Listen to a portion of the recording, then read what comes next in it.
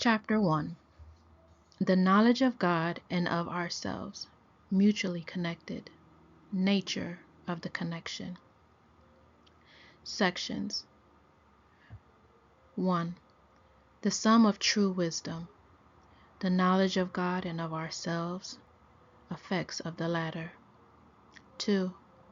Effects of the knowledge of God in humbling our pride, unveiling our hypocrisy, demonstrating the absolute perfections of God and our own utter helplessness.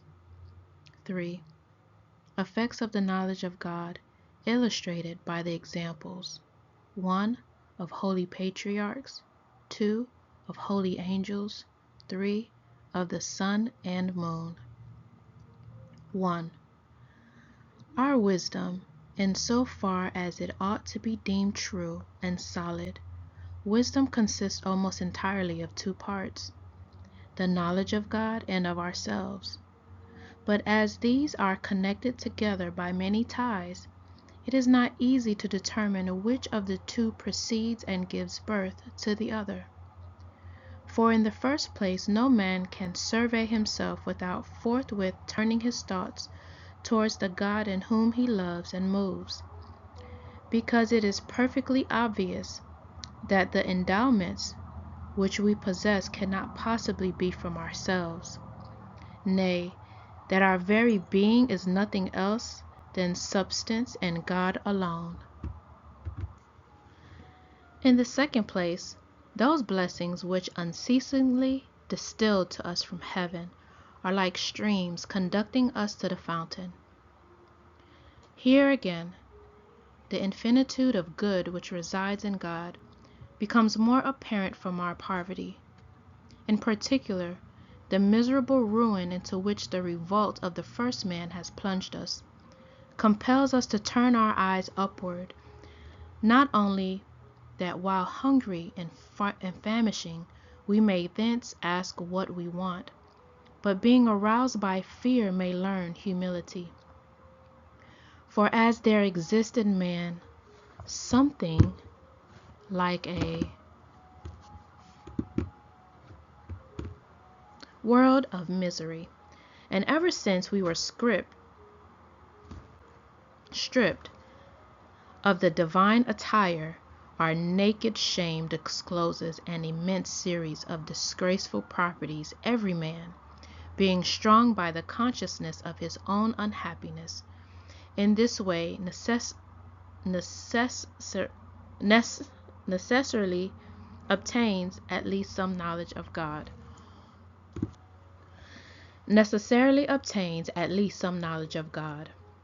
Thus our feeling of ignorance, vanity, want, weakness, in short, depravity, and corruption, reminds us that in the Lord, and none but He, dwell the true light of wisdom, solid virtue, exuberant goodness.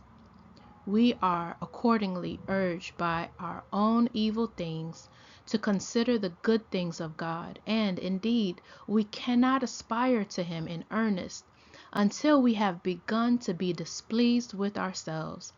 For what man is not disposed to rest in himself? Who, in fact, does not thus rest? So long as he is unknown to himself, that is, so long as he is contented with his own endowments and unconscious or unmindful of his misery. Every person, therefore, on coming to the knowledge of himself, is not only urged to seek God, but is also led as by the hand to find Him. 2. On the other hand, it is evident that man never attains to a true self-knowledge until he has previously contemplated the face of God, and come down after such contemplation to look into himself. For, such is our innate pride, we always seem to ourselves just, and upright, and wise, and holy, until we are convinced by clear evidence of our injustice, vileness, folly, and impurity. Convinced, however, we are not. If we look to ourselves only, and not to the Lord also, he being the only standard by the application of which this conviction can be produced.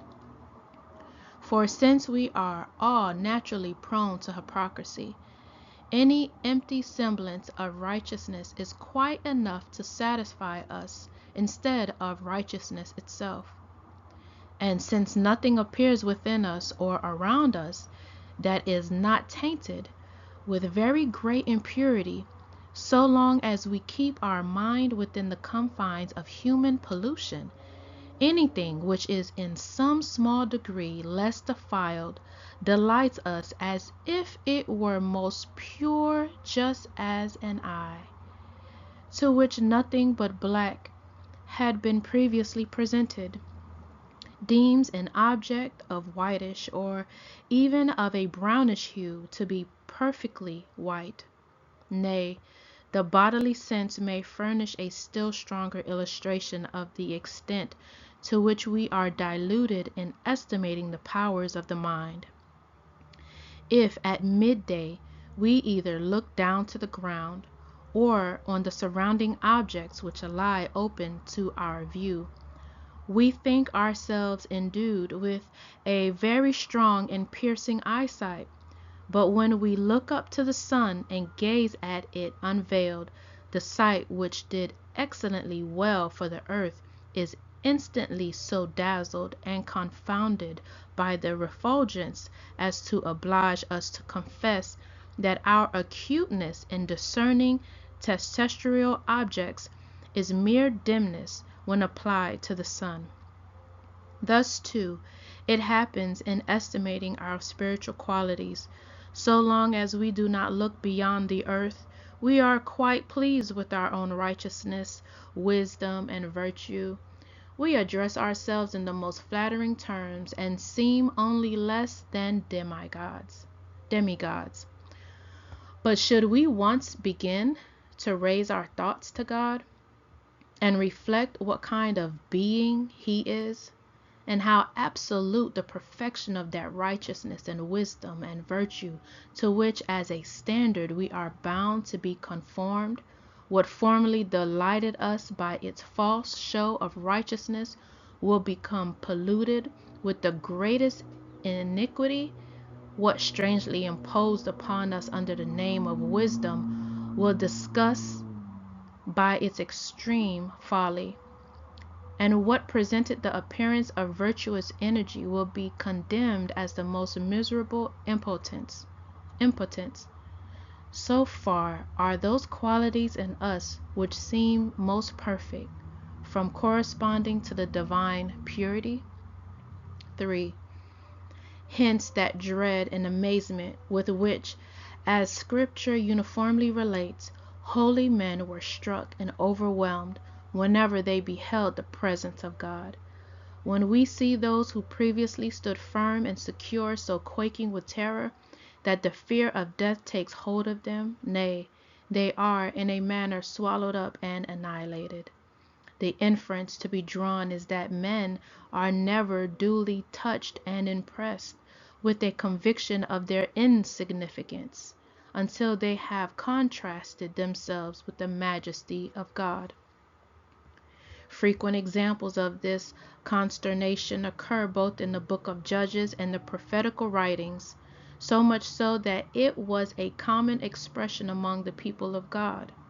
We shall die, for we have seen the Lord.